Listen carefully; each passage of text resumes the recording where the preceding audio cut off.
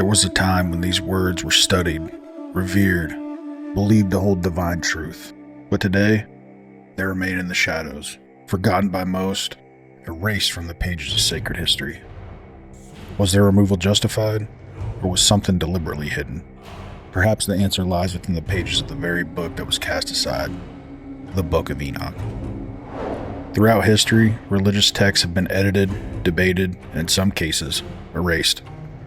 These writings, known as pseudepigrapha, were attributed to biblical figures but rejected from the official canon.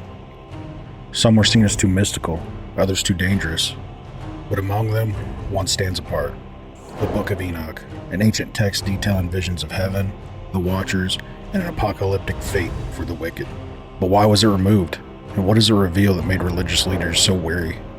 In the days before the flood, it is said that divine beings known as the Watchers descended from the heavens, drawn by the beauty of human women. They defied their purpose, took wives, and bore offspring, the Nephilim. But their actions came with consequences. The Watchers taught forbidden knowledge, secrets of war, sorcery, and alchemy. The world, once pure, was now tainted. Enoch, a man chosen by the divine, was taken beyond the earthly realm. Guided through the layers of heaven by angelic beings, he saw the throne of the Almighty, the realms of the righteous, and the prisons of the damned. But what he was told was never meant for human ears.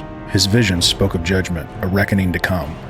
Was it too dangerous, or did it challenge the established order? The Book of Enoch is not alone. Across centuries, other texts have been written. Books that expand upon Genesis, whisper of lost prophecies, and unveil mysteries never told in the accepted scriptures. These texts, now considered apocryphal, offer different perspectives on creation, sin, and divine intervention. What stories did they tell, and why were they removed? The Book of Jubilees, called the Little Genesis, tells of divine angels revealing a hidden calendar, one that might have changed how time itself was measured by early faiths. Then there is the life of Adam and Eve, a retelling of the fall of Eden. This version speaks not only of Adam's grief, but of Satan's deep hatred for humanity, explaining his rebellion in greater detail. If this book had been accepted, would our understanding of sin, redemption, and the role of the adversary have been different? And what of the apocalypse of Abraham? It describes a great spiritual battle, a cosmic war between light and darkness, foretelling a judgment never made in our accepted biblical tradition. Could this text have altered how both Judaism and Christianity viewed the end of days? Finally, the Ascension of Isaiah speaks of a visionary's journey through the seven heavens, where he is told of a divine child who will be born, live humbly, and die at the hands of the wicked, only to rise again. Similarities to the life of Christ are undeniable. What do these stories tell us about the faith of the past, and why were they erased? For centuries, these books existed alongside the scriptures we now know as the Bible. But as religious institutions solidified their authority, decisions were made. Decisions that determined what would be considered the Word of God and what would be cast aside. The Jewish authorities of the 1st century AD saw many of these texts as too mystical, too unstructured, or too divergent from Mosaic law. The Pharisees and Sadducees, who shaped the early Hebrew Bible, rejected books like Enoch because they did not align with their rigid theological framework. In early Christianity, church fathers such as Irenaeus, Origen, and Tertullian engaged in heated debates over what should be considered inspired. While some found value in these lost books, others saw them as dangerous.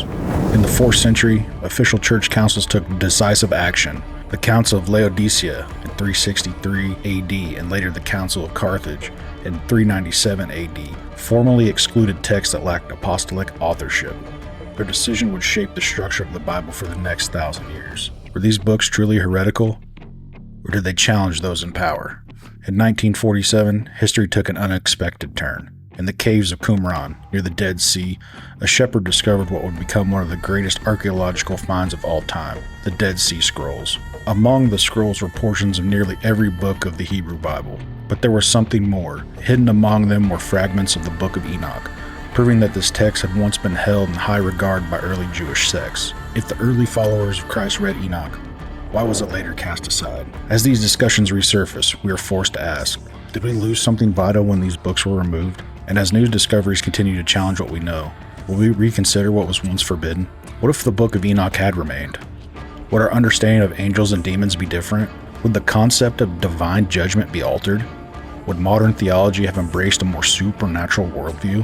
What if the lost books had shaped our understanding of the universe, not just spiritually, but scientifically? For centuries, the Book of Enoch describes celestial journeys and divine beings who descended to earth, bringing forbidden knowledge.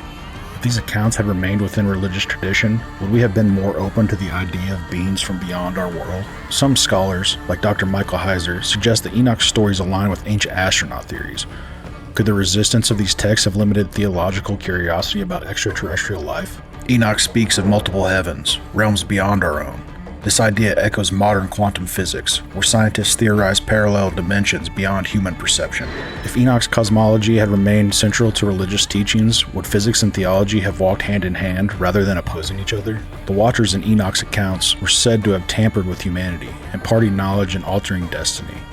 Today we stand at the precipice of genetic engineering, artificial intelligence, and human augmentation. The ethics of playing God remain hotly debated. Would a world where Enochian theology remained at the forefront have approached these questions differently? And then there are the apocalyptic visions. The Book of Enoch describes celestial catastrophes, events that shake the heavens and threaten the earth. Science tells us that these are very real possibilities. NASA monitors asteroid trajectories, solar storms, and extinction-level events. Were these simply religious allegories or ancient warnings? And though the Book of Enoch was removed from the canon, its influence never truly disappeared. Secret societies, esoteric traditions, and mystics throughout history have sought its hidden knowledge. What if these books had never been removed? Would we have a different view of God, of the universe, of our own origins? We have journeyed through lost texts, forgotten prophecies, and decisions that shape the very foundation of faith as we know it. But as we stand at the crossroads of history and discovery, we must ask, was something taken from us? Something meant to be known? There's undeniable truth in these words, hidden in the shadows of forgotten scriptures. The whisper of angels who walk the earth, of forbidden knowledge shared and then silenced, of apocalyptic visions that mirror our own uncertainties about the future. Despite their removal, these texts refuse to disappear. Their echoes remain in hidden traditions, in the work of scholars, and in quiet questions of those who seek beyond what they have been told. Are they resurfacing now for a reason? Is it time to listen? What was lost may yet be found. The only question that remains is, are you willing to seek it? The words are still here, waiting.